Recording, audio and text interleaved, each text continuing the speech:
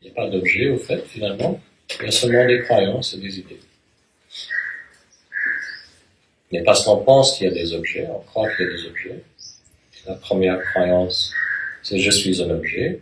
On cherche un objet de satisfaction. On cherche la fin de la douleur. On cherche la paix, le bonheur, l'unité, Dieu, quoi que ce soit. Et même si on a compris intellectuellement, peut-être à travers ces concepts de ces pointeurs, il n'y a pas vraiment d'objet, il n'y a pas vraiment cette vérité, une partie de l'ego-intellect le croit toujours, alors la recherche continue. Tu comprends ça? Alors ce que je disais, c'est que un des pointeurs dans cet ensemble de concepts, pointeur, Advaita, non-duel, c'est le concept pointeur, il n'y a pas d'auteur individu. Il n'y a jamais eu un auteur individu d'action, ou de choix, ou de pensée. Tu as déjà entendu ça? Il n'y a pas de faiseur ou d'auteur individu.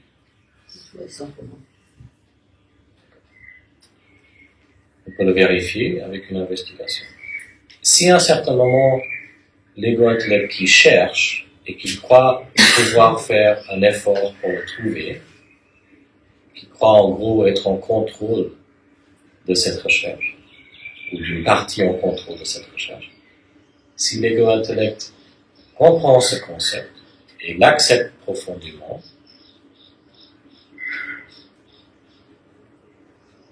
l'effort de trouver ce qu'on veut s'arrête. Parce qu'on a compris, si ça va se passer, ça va se passer. Si ça ne va pas se passer, ça ne va pas se passer. Et à ce moment précis, mystérieusement parfois, paradoxalement parfois, quand l'intellect égo se rend de cette façon, à travers la compréhension, on découvre exactement ce qu'on cherchait. On découvre une sorte de joie, ou une sorte de paix, ou une sorte d'amour, ou une sorte d'unité. On découvre une sorte de présence. Mais c'est jamais le mot ou ce qu'on croyait que le mot était. C'est pas la paix qu'on croyait. C'est une paix au-delà de la paix. Un bonheur au-delà du bonheur. Une joie au-delà de la joie. Un amour au-delà de l'amour. Mais on ne peut pas nier, ah oui, c'est là.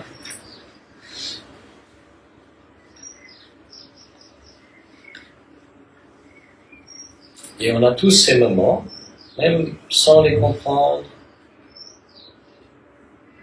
ou sans les comprendre, liés à ce qu'on cherche.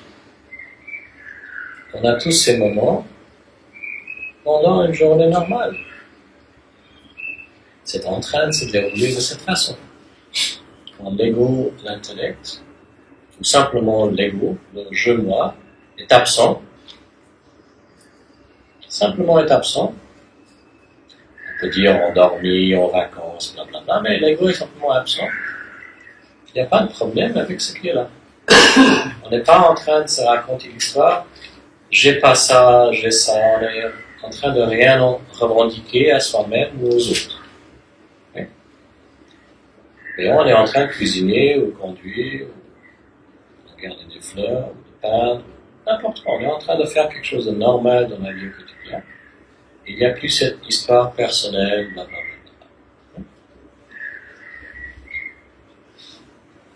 D'accord? Alors la conclusion c'est, ah oui, je suis celui qui se plaint, ou qui se sent en manque, qui croit être en manque, et qui revendique ça. Je suis ça. Parce qu'on connaît tout ça. On connaît cette histoire. Hein? Mais je suis aussi l'absence de ça. Logiquement, je suis aussi l'absence de ça. Alors le plus que l'ego-intellect reconnaît je suis l'absence de ça, ça change ce conditionnement mental. Et peut-être un beau jour, le même ego, intellect, arrête de croire ces choses. Alors on n'a pas trouvé ce qu'on voulait. On a reconnu que ce qu'on croyait n'était pas précis. Tu vois la différence? On peut trouver quelque chose si on croit que nous ne l'avons pas. Oui? Je peux trouver des richesses si je crois que je ne suis pas riche. Mais si j'oublie que je ne suis pas riche, ou si j'arrête de croire que je ne suis pas riche, tellement de gratitude. Tellement de gratitude. J'ai de l'eau, j'ai assez à manger, j'ai de l'amour, j'ai une activité, j'ai une maison auquel je n'appartiens pas, j'ai des habits. Tu vois, il y a tellement de gratitude avec ce qu'on a. Alors on peut cultiver, bien sûr, cette attitude de gratitude. Ça, c'est quelque chose de merveilleux. Mais ça arrive spontanément.